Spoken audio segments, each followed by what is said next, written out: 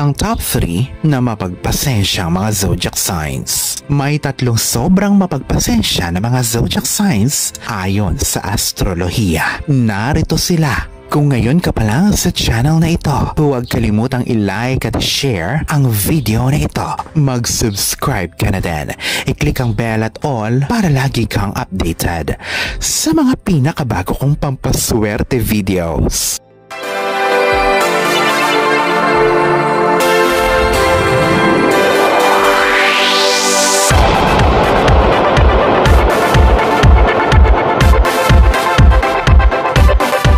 Libra, ang simbolo ng timbangan. Sila ay parating naghahanap ng kabalansihan at kaayusan na ginagawa silang sobrang mapagpasensya. Lalo na pagdating sa kanilang mga relasyon. Ayaw na mga Libra ng mga pagtatalo. Lalo na at hindi naman importante. Sila ay mananahimik at iiwas sa mga ganito.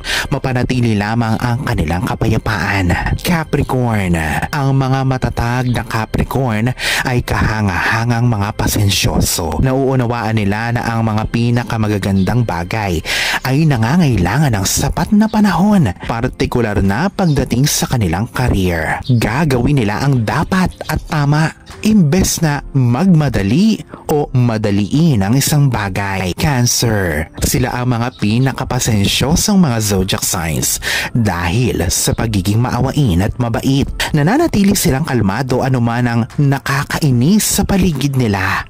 At dahil sila ay pasensyoso, sila ay mahusay sa pakikinig. Kaya din nilang makinig sa kanilang kaibigan at pag-usapan ay ang parehong problema o issue. Sila ay matiyagang makikinig kapag may pagkakataon.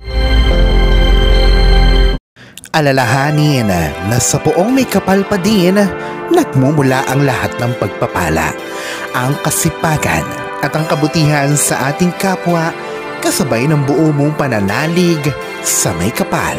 Ang siya pa rin na dapat ay manaig.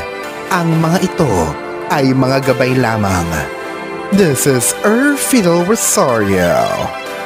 Thank you for watching.